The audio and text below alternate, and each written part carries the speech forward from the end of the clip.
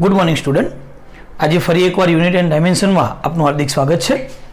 કાલે આપણે જે લેક્ચર લીધું છે એની અંદર આપણે પારિમાણિક વિશ્લેષણના ઉપયોગોની ચર્ચા શરૂ કરી છે.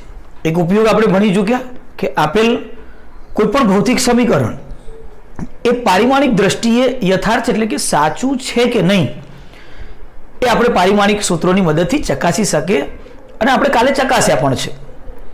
તરત જ આપણને ખબર પડે છે કે લેફ્ટ હેન્ડ સાઈડનું પારિમાણિક સૂત્ર બરાબર રાઈટ હેન્ડ સાઈડનું પારિમાણિક સૂત્ર હોય તો એ પારિમાણિક દ્રષ્ટિએ યથાર્થ છે. ઓકે મિત્રો, આજે એના બીજા ઉપયોગની આપણે ચર્ચા કરીશું.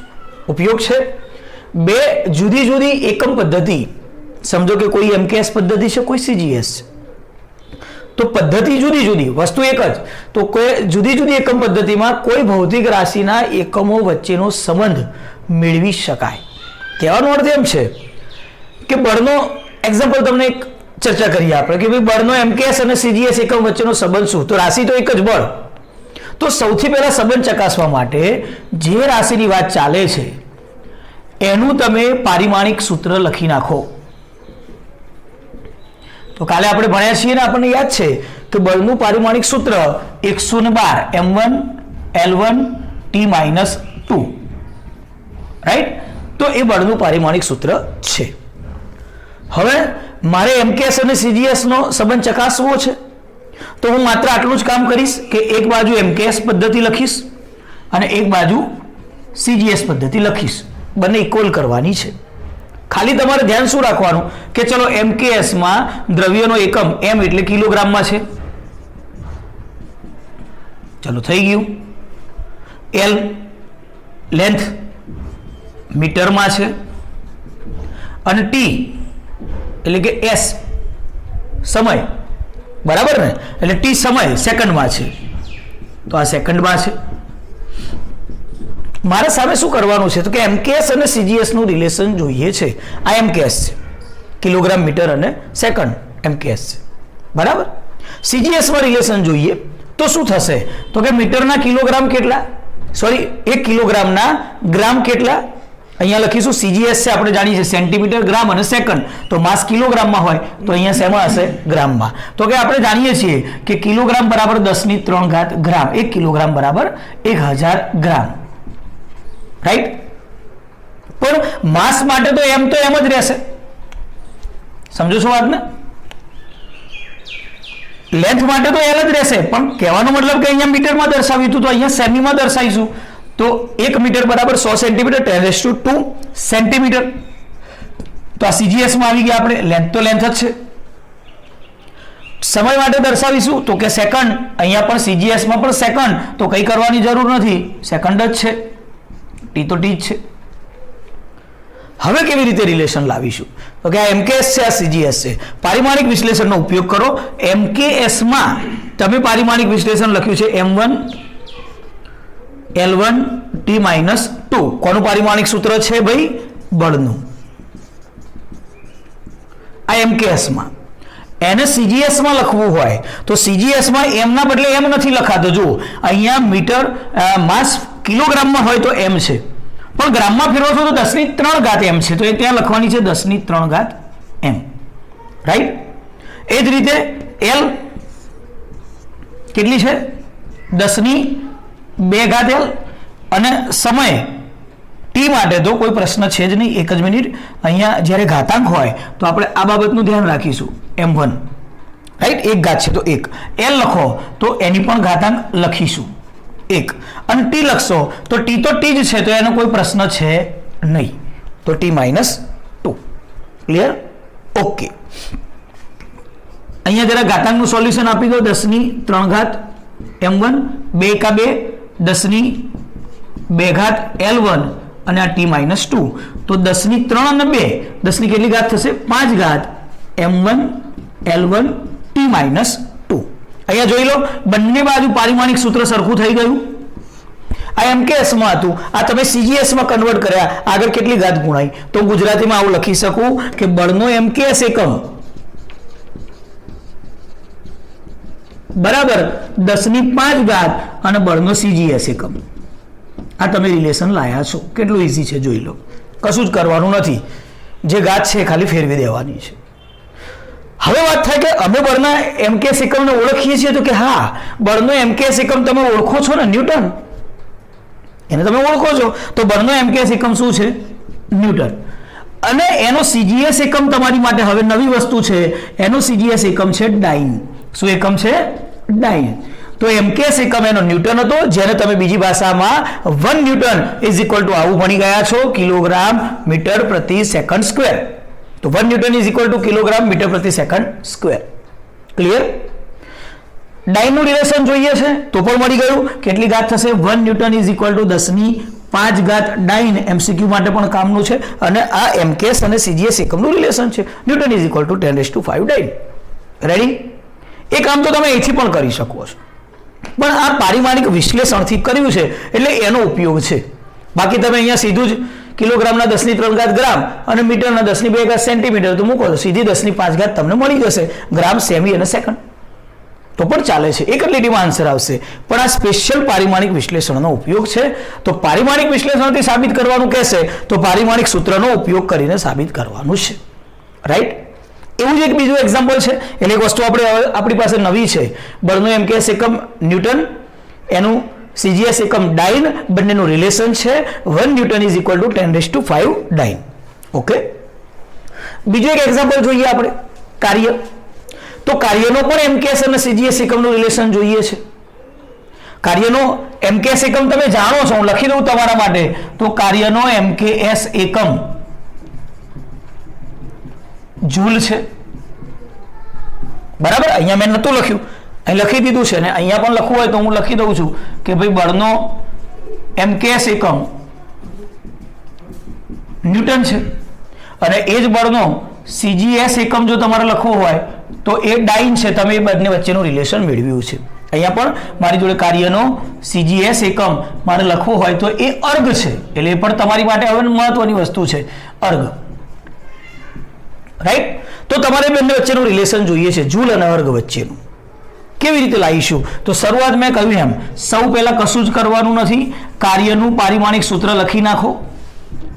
આપણે ભણી ગયા છીએ કાર્યને કોઈ પણ પ્રકારની ઉર્જાનું પારિમાણિક સૂત્ર 122 m1 L2 T-2. ઓકે છે? એક બાજુ એમકેએસ એકમનું લિસ્ટ લખો, એક બાજુ સીજીએસ એકમનું લિસ્ટ લખો. એમકેએસમાં માસ દ્રવ્ય એમ છે, કિલોગ્રામમાં જ હોય છે. અહીંયા દ્રવ્ય એ ગ્રામમાં હોય છે. હમણાં કર્યું એમ જ 10⁵ ગ્રામ. M4 તો એમ જ હોય, દ્રવ્યનો માસ હોય તો માસ જ હોય. ઓકે છે? કૌંસમાં લખું છું. L લેન્થ મીટરમાં હોય એમકેએસમાં, તો સીજીએસમાં સેન્ટીમીટરમાં હોય તો 1 મીટર બરાબર 10⁵ સેન્ટીમીટર. સેમી. લેન્થ તો લેન્થ જ છે. અને સમય માટે કશું વિચારવાનું નથી. સમય તો એમકેએસમાં પણ સેકન્ડમાં છે તો સીજીએસમાં પણ ટીનો ટી જ રહેશે, સેકન્ડમાં જ રહેશે, કોઈ પ્રશ્ન નથી. હવે તમે પારિમાણિક સૂત્ર મૂકો તો કાર્યનું પારિમાણિક સૂત્રનો ઉપયોગ કરો. આ એમકેએસમાં તમે મૂક્યું છે m1 L2 T-2. સામે બેલેન્સ કરીને ચાલીએ છીએ. ઓકે, શું કરીશું તો કે m1 તો કે અહીંયા એમકેએસમાં m બરાબર સીજીએસમાં 10⁵ m. આટલું ધ્યાન રાખવાનું કે 10⁵ m ઉપર ઘાત કેટલી છે? 1. ઓકે, એ જ રીતે અહીંયા 10 L ની જગ્યાએ શું આવશે? 10⁵ L. તો અહીંયા મૂકીશું 10⁵ L અને પાછી એની ઘાતાંક ચેક કરો કેટલી છે? 2. તો ઉપર ઘાતાંક મૂકવાની. સમયનો અહીંયા પણ ટી છે, અહીંયા પણ ટી છે તો સીધી જ મૂકી દઈશ. અહીંયા જે છે એ જ T-2. ઓકે છે મારી વાત? મારું કામ પતી ગયું. અહીંયા આવી જાઓ, ઘાત મૂકો 10⁵ m1. ઓકે, અહીંયા પણ 10⁵ 4 ઘાત થશે L2 અને T-2 તો હતા જ. ખ્યાલ આવે છે મારી વાતમાં? ઘાતાંક જ્યારે મૂકો છો તો ઉપરની L2 T-2 એનો પણ ગુણાકાર થાય જ, એનો પણ ગુણાકાર થાય જ, તમારે ઇઝી કામ આવી જશે.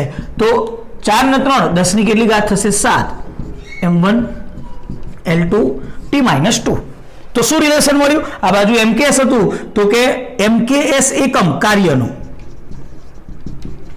એમકેએસ એકમ બરાબર 10⁵ કાર્યનો CGS એકમ આ બંનેનું રિલેશન મળ્યું તમને કે MKS બરાબર 10⁷ CGS. હવે મેં તમને કહ્યું એમ કે MKS એકમ કાર્યનો કયો છે જૂલ, તો 1 જૂલ બરાબર 10⁷ શું થશે અર્ગ. તો 1 જૂલ બરાબર 10⁷ અર્ગ. જો ગુજરાતીમાં લખવું હોય તો તમે અર્ગ સીધું લખી શકશો. 1 જૂલ બરાબર 10⁷ અર્ગ. ક્લિયર છે? તો એ પણ આપણી માટે એક નવું રિલેશન છે. હવે તો ફરી એકવાર સિમ્પલ ઉપયોગ છે. એક જ રાશિના એક ભૌતિક પદ્ધતિ અને બીજી ભૌતિક પદ્ધતિનું રિલેશન તમારે જ્યારે મેળવવું છે તો તમે આ ટેકનિકથી ઇઝીલી મેળવી શકશો. સૌ પહેલા જે રાશિની વાત ચાલે છે એનું પારિમાણિક સૂત્ર મેળવી દો. સૂત્ર લખ્યા પછી એક બાજુ MKSમાં MLT કિલોગ્રામ મીટર અને સેકન્ડ, સામે CGS હોય તો કિલોગ્રામના 10⁻³ ગ્રામ M, L હોય તો 10⁻² સેન્ટીમીટર L, T હોય તો સેકન્ડ જ રહેશે, સેકન્ડ જ. અને પછી ખાલી પારિમાણિક સૂત્રમાં MKS હતું, સામે CGS નું કન્વર્ટેશન મૂકી દો કે M હતા તો CGS માં 10⁻³ M, L હતા તો CGS માં 10⁻² L અને T હતા તો TT જ હતા, તો એને બદલવાની જરૂર નથી અને ખાલી ઘાતાંકોનો ગુણાકાર કરશો તમારું રિલેશન આવી જશે. સમજાય છે? તો આ પોઈન્ટ પણ તમારી માટે થિયરિકલ માટે કામનો છે કે 2 માર્કમાં કોઈ થિયરી પૂછે કે જૂલ અને અર્ગ વચ્ચેનો સંબંધ સાબિત કરો. તો હવે તમારી માટે 2 નવા એકમો તમને આપું છું. 1 ન્યૂટન બરાબર 10⁵ ડાઇન. ન્યૂટન MKS એકમ છે, ડાઇન CGS એકમ છે. જેમ મેં તમને કહ્યું એમ કે newton is equal to kilogram metre પ્રતિ સેકન્ડ સ્ક્વેર લખી શકો છો. એ જ રીતે ડાઇન બરાબર પણ તમે ગ્રામ સેન્ટીમીટર સેકન્ડ સ્ક્વેર લખી શકો છો. અહીંયા MKS એકમ કાર્યનો જૂલ છે, CGS એકમ એનો અર્ગ છે, તો 1 જૂલ બરાબર 10⁷ અર્ગ. ઓકે, તો આ વાત થઈ આજના કોમન પોઈન્ટની પારિમાણિક વિશ્લેષણના બીજા ઉપયોગની કે કેવી રીતે તમે રિલેશન મેળવી શકો. MCQ આમાંથી બહુ ઓછા બનશે ને આવશે, આપણે ચર્ચા કરીશું. હવે મારો વારો છે કાલનું રિવિઝન. કે કાલે આપણે ભણ્યા કે એક રાશિ છે, કાલે પારિમાણિક વિશ્લેષણનો ઉપયોગ ભણી ગયા આપણે. પહેલો ઉપયોગ શું ભણ્યા? યથાર્થતા સાચું છે કે ખોટું ચકાસી શકાય, અને જો સાચું છે તો કેવી રીતે MCQ આવશે બોર્ડ એક્ઝામની અંદર, નીટ એક્ઝામની અંદર અને ગુજકેટ એક્ઝામમાં કેવી રીતે એ પોઈન્ટને MCQ આવે, આ એની ચર્ચા. 2 MCQ તમને સમજાવું છું એટલે તમે તરત જ સમજી જશો. સમજો કે પહેલો પોઈન્ટ છે કે બળ બરાબર x ભાગ્યા ઘનતા પ્લસ c સૂત્ર પારિમાણિક દ્રષ્ટિએ સાચું હોય તો x નું પારિમાણિક સૂત્ર શું થશે? ઓકે, પહેલી વાત કે મને એટલી ખબર પડે કે આ સૂત્ર પારિમાણિક દ્રષ્ટિએ સાચું છે. બળ બરાબર x ભાગ્યા ઘનતા, એવું મને એને કીધું છે, પારિમાણિક દ્રષ્ટિએ સાચું છે. તો મારી પહેલી પ્રાયોરિટી શું છે? તો કાલે જે ભણ્યા એક કોમન ટોપિકનો ઉપયોગ કરવાનો છે, અહીંયા ચકાસવાનું નથી, એ સાચું જ છે. તમારે x નું પારિમાણિક સૂત્ર શોધવું છે. તો મને શું ખબર પડે કે કાલે જ્યારે ચર્ચા કરી ત્યારે મેં તમને વગાડીને ચોખવટ કરી છે, ધ્યાન રાખજો બરાબર, કે જે બળનું પારિમાણિક સૂત્ર હોય એ જ પારિમાણિક સૂત્ર આ આખા સ્ટેપનું હોય, આખું એક જ પદ કહેવાય x ભાગ્યા ઘનતા, અને એ જ પારિમાણિક સૂત્ર c નું પણ કહેવાય. ઓકે છે? તો મને કોનું પૂછ્યું છે? x નું. તો મને આટલી તો ખબર પડે છે ને એટલીસ્ટ કે બળનું પારિમાણિક સૂત્ર બરાબર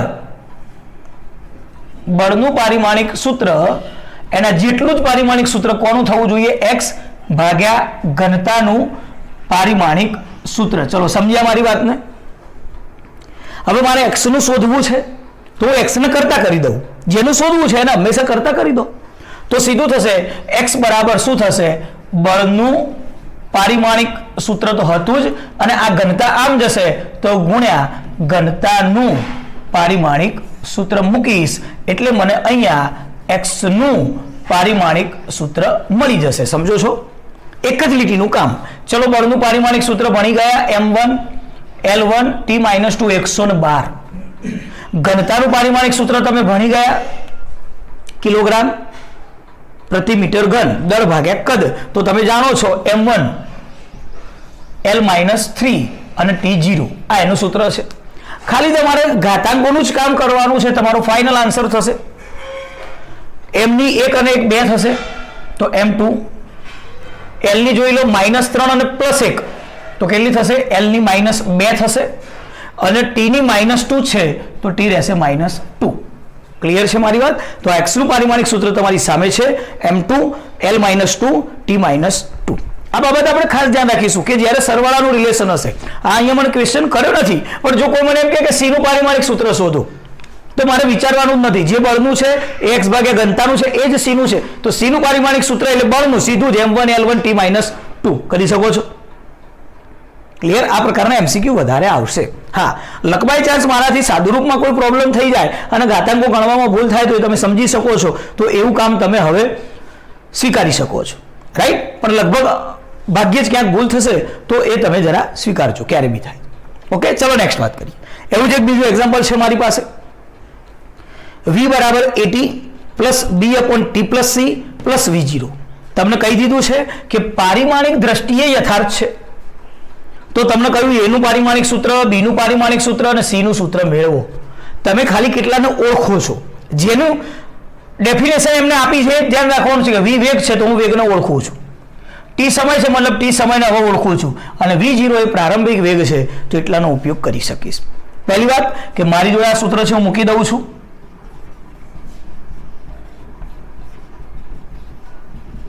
ચાલ, મારે ત્રણેયના પારિમાણિક સૂત્ર શોધવા છે. ના, નથી.